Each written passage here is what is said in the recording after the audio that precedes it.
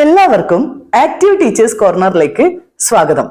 ഇന്നത്തെ video Abraham ലിങ്കന്റെ ഒരു കൊട്ടേഷനോട് കൂടി തന്നെ നമുക്ക് തുടങ്ങാം.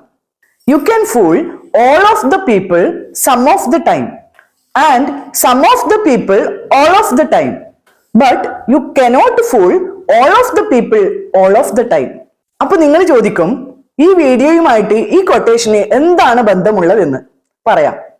അതായത് we teachers can teach all of the students some of the time and some of the students all of the time, but in mixed ability class we can't teach all of the students all of the time. നിങ്ങളുടെ ക്ലാസ്സിൽ ഇപ്പോൾ വെറും 2 കുട്ടികൾ മാത്രമാണ് ഉള്ളതെങ്കിൽ കൂടി ആ class ഒരു മിക്സഡ് എബിലിറ്റി ക്ലാസ് ആണ്. ഒരു മിക്സഡ് എബിലിറ്റി ക്ലാസ് കൈകാര്യം ചെയ്യുക എന്നുള്ളത് ഒരു ടീച്ചറെ സംബന്ധിച്ചിടത്തോളം വളരെ വിഷമകരമായ ഒരു കാര്യം തന്നെയാണ്. അപ്പൊ നമുക്ക് ആദ്യം തന്നെ എന്താണ് ഈ മിക്സഡ് എബിലിറ്റി ക്ലാസ് എന്ന് നോക്കാം. മിക്സഡ് എബിലിറ്റി ഗ്രൂപ്പിംഗ് എന്നതുകൊണ്ട് ഉദ്ദേശിക്കുന്നത് വ്യത്യസ്ത കഴിവുകളുള്ള വിദ്യാർത്ഥികൾ ഉൾപ്പെടുന്ന ഗ്രൂപ്പുകൾക്ക് സെയിം ഡയറക്ഷനും സെയിം മെറ്റീരിയൽസും നൽകിക്കൊണ്ട് പഠിപ്പിക്കുന്ന ഒരു പ്രോസസ്സാണ്. അതായത് ഒന്നുകൂടി വ്യക്തമായിട്ട് പറഞ്ഞാൽ, ഒരു ക്ലാസ്സിൽ അഡ്വാൻസ്ഡ് ലെവലിൽ പഠിക്കുന്ന കുട്ടികളും മീഡിയം ലെവലിൽ പഠിക്കുന്ന കുട്ടികളും ലോവർ ലെവലിൽ പഠിക്കുന്ന കുട്ടികളും ഉണ്ടാവും.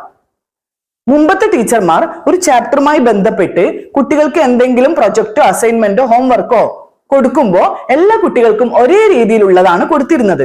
ഇനി നല്ലോണം പഠിക്കുന്ന കുട്ടിയായാലും ശരി, കുറച്ച് പഠിക്കുന്ന കുട്ടിയായാലും ശരി, തീരെ പഠിക്കാത്ത കുട്ടിയായാലും ശരി, എല്ലാവർക്കും ഒരുപോലെ.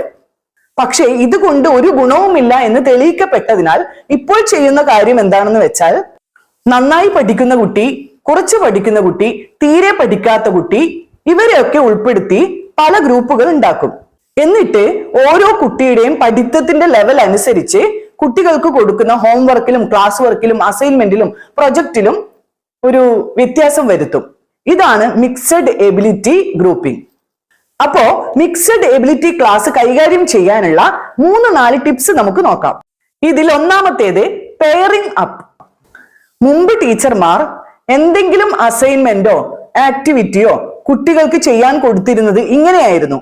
അതായത് നല്ലോണം പഠിക്കുന്ന കുട്ടികൾ മാത്രം ഉൾപ്പെടുന്ന ഒരു ഗ്രൂപ്പ്, പിന്നെ കുറച്ച് പഠിക്കുന്ന കുട്ടികൾ മാത്രം ഉൾപ്പെടുന്ന വേറൊരു ഗ്രൂപ്പ്, ഒന്നും പഠിക്കാത്ത തീരെ പഠിക്കാത്ത കുട്ടികൾ ഉൾപ്പെടുന്ന ഒരു ഗ്രൂപ്പ്. പക്ഷെ ശരിക്കും പറഞ്ഞാൽ ഇങ്ങനെ ചെയ്യാൻ പാടില്ല, കാരണം അതുകൊണ്ട് ഒരു ഗുണവുമില്ല. അപ്പൊ നമ്മൾ എന്താ ചെയ്യേണ്ടതെന്ന് വെച്ചാല്, പഠിക്കുന്ന കുട്ടിയും, അതായത് നന്നായിട്ട് പഠിക്കുന്ന കുട്ടിയും കുറച്ച് പഠിക്കുന്ന കുട്ടിയും തീരെ പഠിക്കാത്ത കുട്ടിയും എല്ലാം ഒരു ഗ്രൂപ്പിൽ ഉണ്ടാവണം. അപ്പൊ ടീച്ചർമാർ ഒരു മിക്സഡ് എബിലിറ്റി ക്ലാസ്സിൽ ഗ്രൂപ്പ് തിരിക്കുമ്പോ ഈ കാര്യം ശ്രദ്ധിക്കണം. ഇനി രണ്ടാമത്തേത് പ്രൊജക്ട് വർക്ക്.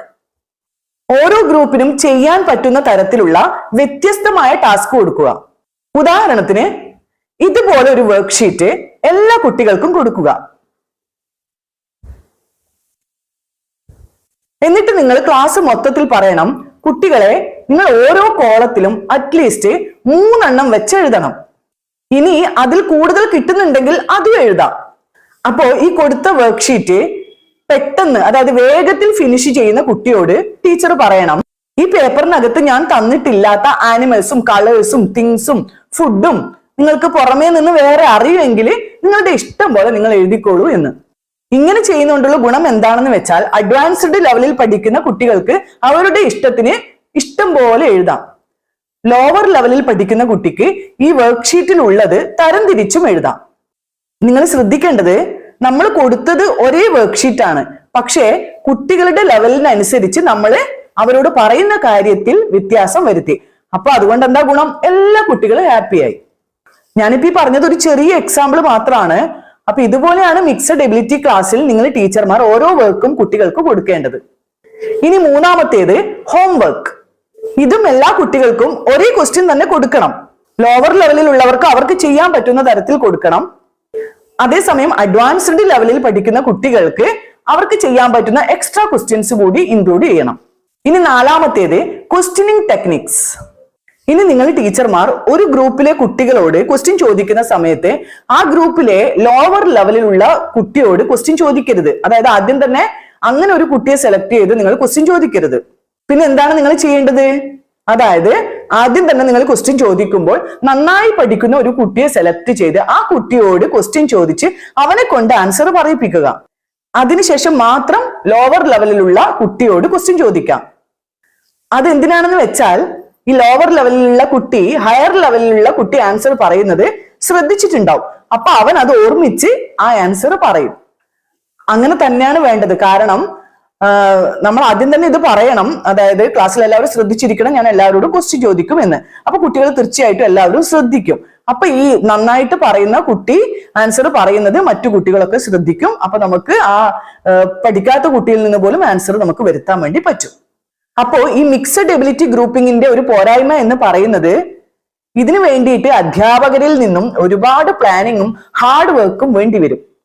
ഇത് നടപ്പിലാക്കുന്നതിന് മുമ്പ് തന്നെ അധ്യാപകൻ ഓരോ കുട്ടിയുടെയും ബാക്ക്ഗ്രൗണ്ട്, അതുപോലെ അക്കാദമിക് കഴിവുകൾ എന്നിവയൊക്കെ മനസ്സിലാക്കേണ്ടതുണ്ട്. അപ്പൊ ഇതാണ് മിക്സഡ് എബിലിറ്റി ഗ്രൂപ്പിംഗിന്റെ ഡിസ്അഡ്വാൻറ്റേജ്. ഇനി benefits of mixed ability grouping. Mixed ability grouping എന്ന് പറയുന്നത് വളരെ മൂല്യവത്തായ ഒരു വിദ്യാഭ്യാസ പരിശീലനമാണ്. അതായത് ഇത് വിദ്യാർത്ഥികൾക്കിടയിലെ ചർച്ചകൾ പ്രോത്സാഹിപ്പിക്കുന്നു. ഇങ്ങനെ കുട്ടികൾ അവരുടെ ഗ്രൂപ്പിലുള്ള വ്യത്യസ്ത ലെവലിലുള്ള കുട്ടികളെ നിരീക്ഷിക്കുന്നതിലൂടെ അവരുടെ പഠന നിലവാരവും ഉയരുന്നുണ്ട്. അതായത് ഒരേ തരത്തിലുള്ള കുട്ടികളല്ലല്ലോ ഒരു ഗ്രൂപ്പിൽ ഉൾപ്പെടുത്തിയിരിക്കുന്നത്. അതാണ് ഇതിന്റെ ഗുണവും. മാത്രമല്ല എല്ലാ കുട്ടികളിലും ആത്മവിശ്വാസം ഉണ്ടാവാനും ഇത് വളരെയധികം സഹായിക്കുന്നുണ്ട്. അപ്പൊ നിങ്ങൾ പുതിയ ടീച്ചർമാർക്ക് മിക്സഡ് എബിലിറ്റി ഗ്രൂപ്പിംഗ് അല്ലെങ്കിൽ മിക്സഡ് എബിലിറ്റി ക്ലാസ് എന്ന് പറഞ്ഞാൽ എന്താണെന്ന് ഇപ്പൊ ചെറിയ രീതിയിൽ മനസ്സിലായിട്ടുണ്ടാകും എന്ന് വിചാരിക്കുന്നു. അപ്പൊ ഇന്നത്തെ വീഡിയോ ഇത്രയേ ഉള്ളൂ. പുതിയൊരു വീഡിയോയുമായി നമുക്ക് വീണ്ടും കാണാം.